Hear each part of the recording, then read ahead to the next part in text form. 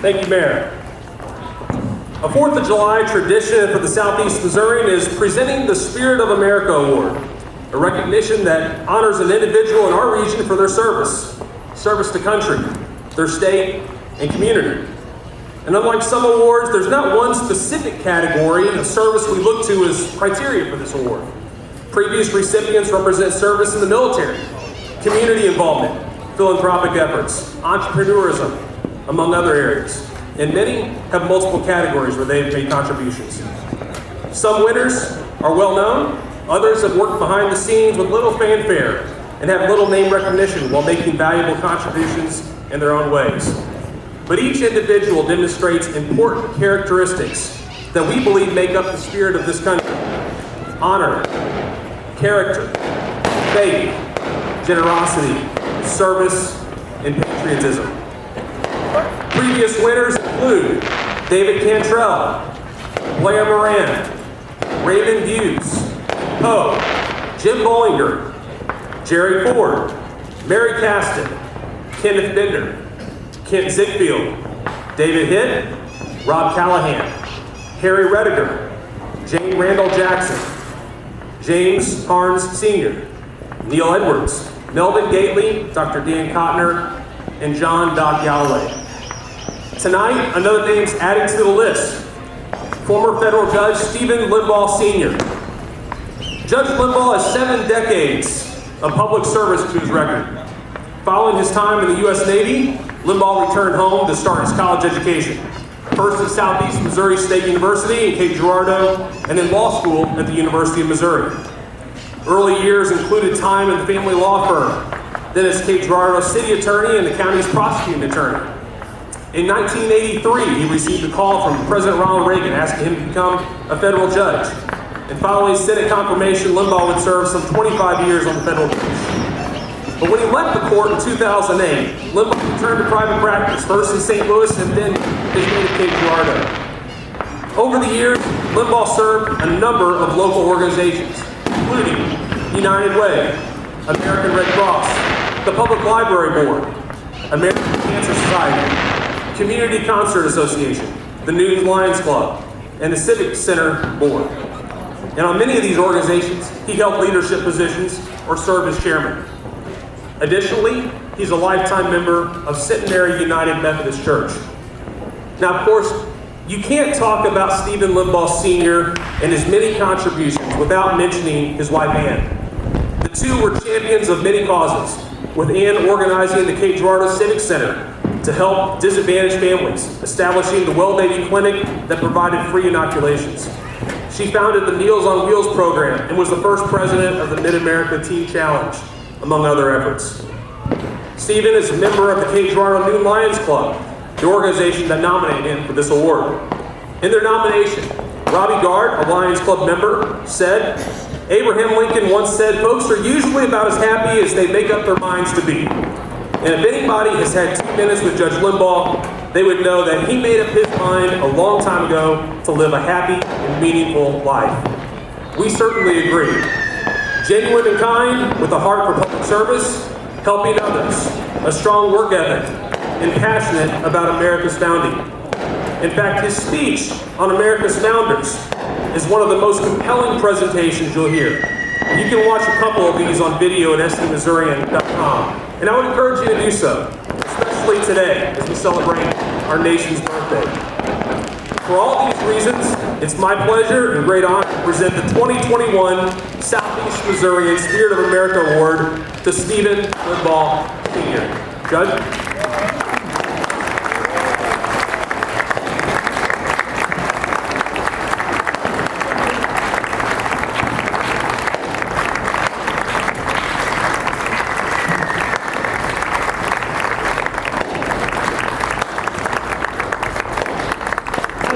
Thank you.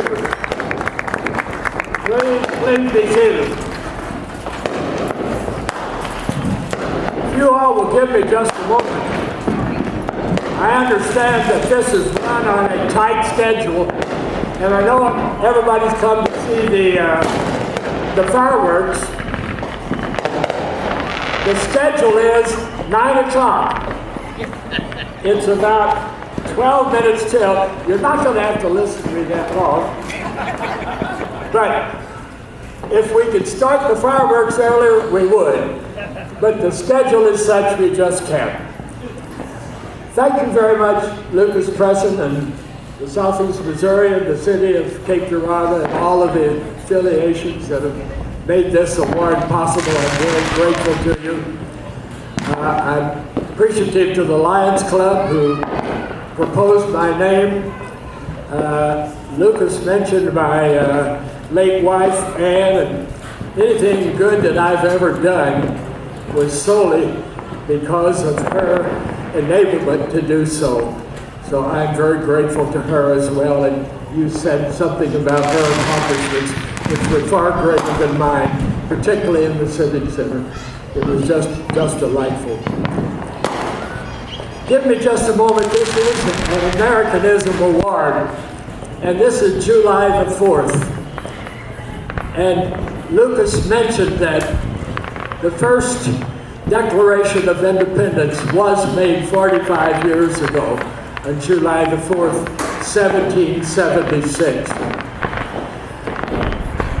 It started because a bunch of people who had colonized in the United States were very fed up with the fact that they were not free and could not act independently on their own, and they were subservient entirely to the United Kingdom, and they wanted their freedom.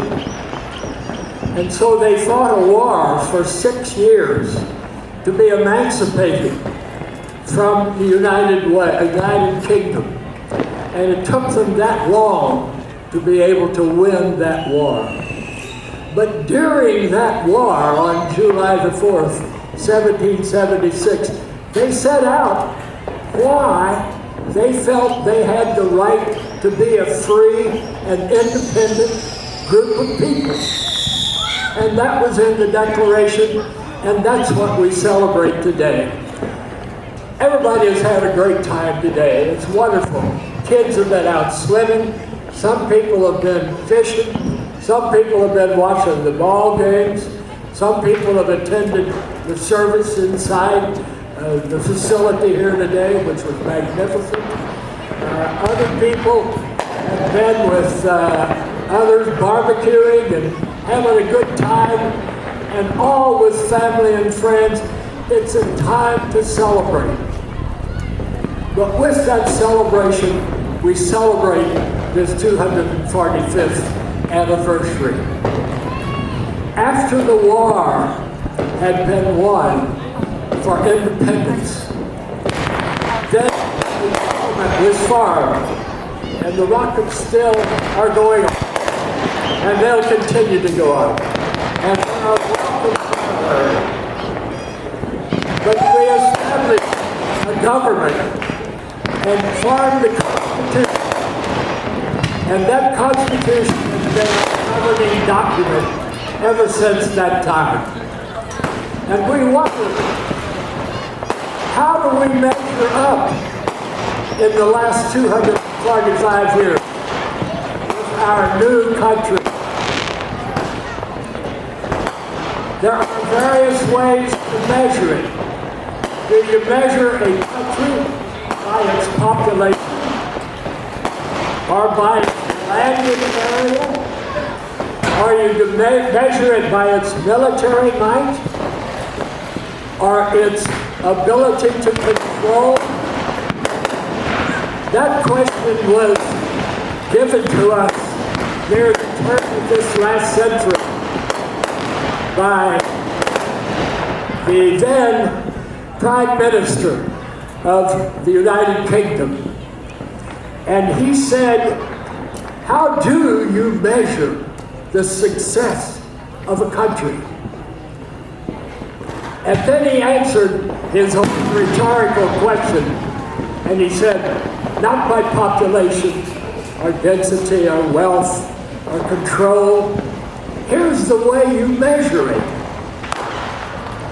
You measure it by determining how many people want to leave this country or any country and compare it with the number of people that want to come in.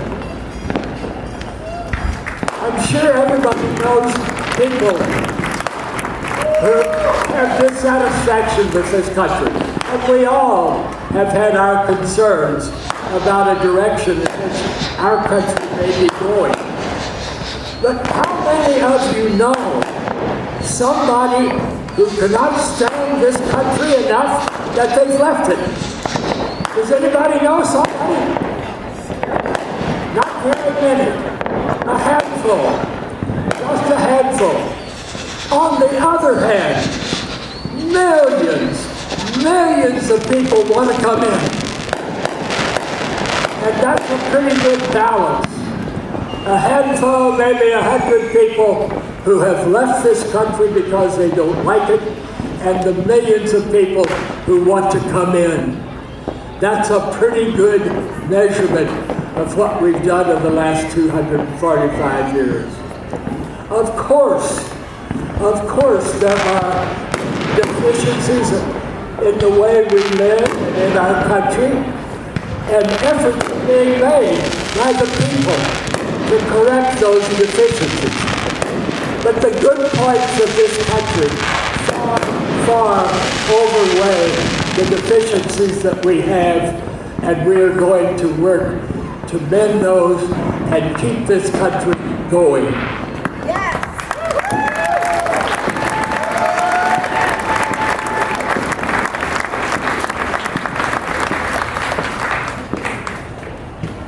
There was a poet who wrote a little bit about a man without a country, someone who had no country. And he made this statement in the poem: "Breathe there a man with soul so big that never to himself had said, 'This is my own, my native land.' Not one of us. We proclaim America. We proclaim it as our native land. This is our country. We still respect this flag and we honor it. And we still pay homage to this country. And we are grateful for the people who protect us.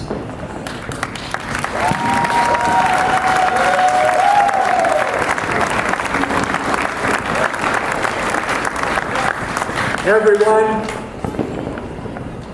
we are Americans, whether we were born here or whether we came in here legally as naturalized citizens. All of us are Americans, and all of us continue to respect this country, and we will do so. On this wonderful occasion, everybody, as the song was sung so well, and later the audience and played by the group. Thank heavens, everyone, and thank God we are Americans. All of you.